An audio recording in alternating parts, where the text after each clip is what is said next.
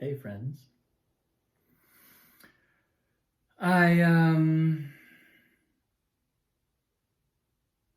I was listening to a book that I mentioned a few days ago. I just started this audiobook in German about how we make meaning through narrative and how stories and archetypal stories, in the way that people like Joseph Campbell have researched and really kind of mapped these story templates that have emerged in across tens of thousands of years in all kinds of different cultures. This book is really probing into how we make meaning, and there's a kind of scientific aspect to the story, function in the brain, the way that we engage with narratives in the brain, and different types of story arcs that elicit certain behaviors, and then how those stories are very consciously employed in various domains like politics or advertisement or entertainment. And I'm having just a blast. It's a really cool exploration of all this. One thing stood out to me, which just kind of like the phrase caught my attention, because at some point they were talking about how anytime, there's a tendency in human beings to want to fit incoming information into the structures of understanding the world that we already have. And we are perfectly willing to twist information, to manipulate incoming data so that round pegs in our mind fit into square holes. Because if our mind's template for how we assume we understand something is a square hole, and the incoming data is a round peg, we're going to find a way to put that round peg in that square hole. We'll fight tooth and nail to put that round peg in a square hole, rather than change our structure of receiving, of how we interpret the data. Now, I think this is something that, when I look at what it means to do inner work, or what any kind of self-investigation is all about. Another word for that, what I'm calling the square hole, I forget where I started. Square peg in a round hole is usually the expression, right? I'll catch up. That round hole is our conditioning. It's our lens, it's our filter. And so when that square peg comes along and tries to fit, that's the objective reality. Which we now know there's no such thing, but that's the exterior world beyond our conditioning. And part of the work we do in spiritual practice is look at our conditioning, so we know, we begin to see. Meditation takes that conditioning and just peels it off, so we can look at it and we can say, oh, look at that, I really like round pegs. I'm really only equipped to receive round pegs. Square peg doesn't fit. But now we're seeing both the incoming data and our filter, as opposed to only seeing the incoming data through our filter, and therefore the image that our filter projects onto the data is really all we perceive. And what this book described was a kind of moment when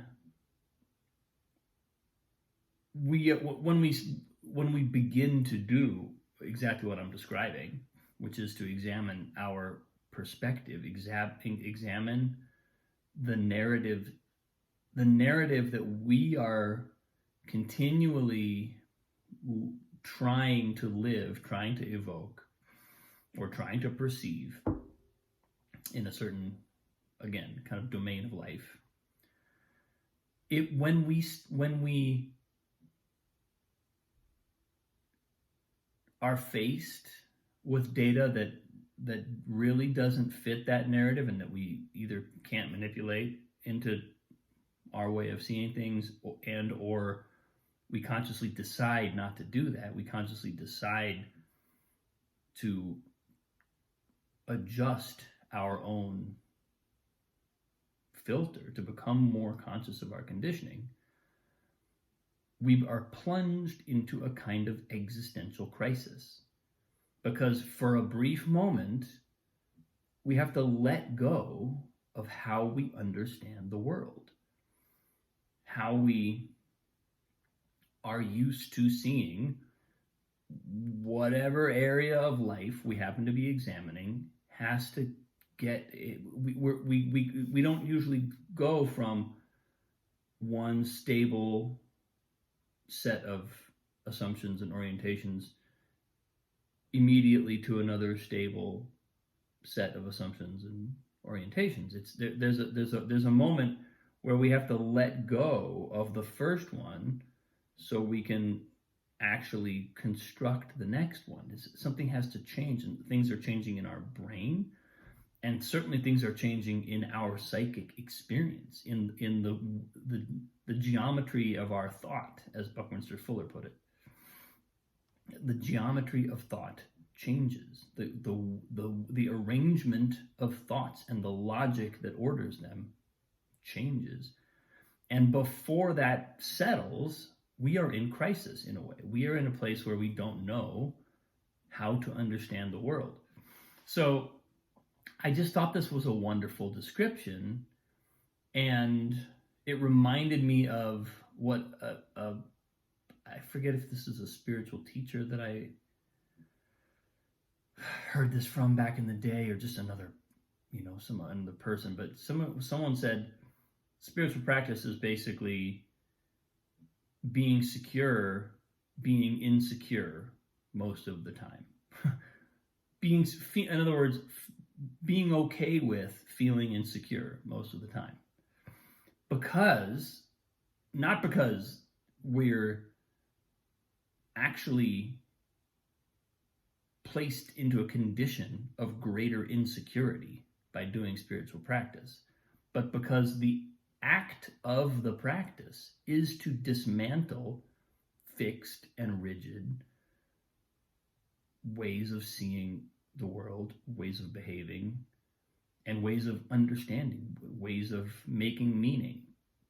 So if our goal, literally our goal, is to frustrate those processes so that they can evolve, because we assume that we're dealing with a limited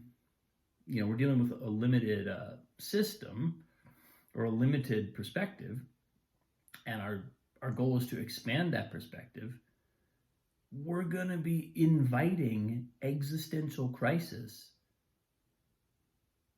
regularly.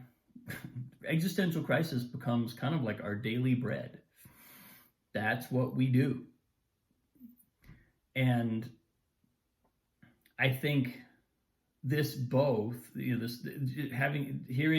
them tell it this way in the book today, both rings true, because I'm like, oh yeah, that really is. That's kind of what it feels like. That sounds about right. It sounds like inviting existential crisis. I think that's a good way to say it. And also,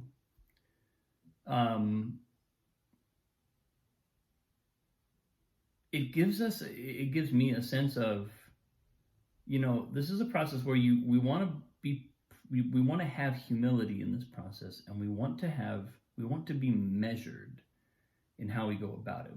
This is why it's, most of the spiritual teachers that have either listened to or read or, really sort of resonated with, they all say,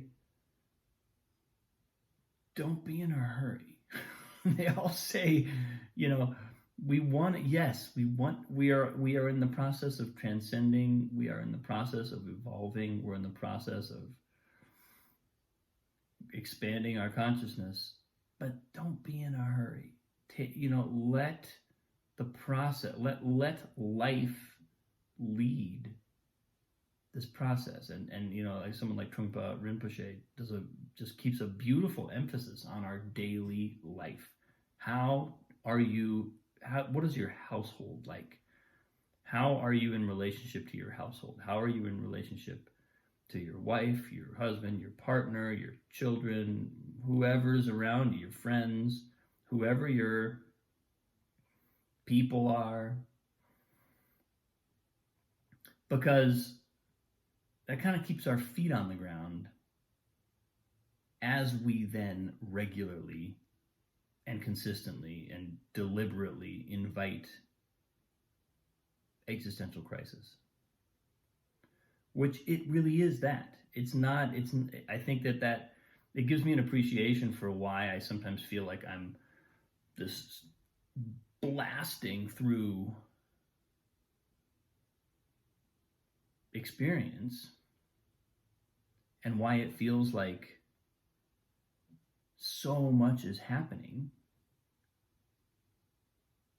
even when sort of in the exterior there may not be a ton of visible movement, but my experience of my life is one of intense movement, intense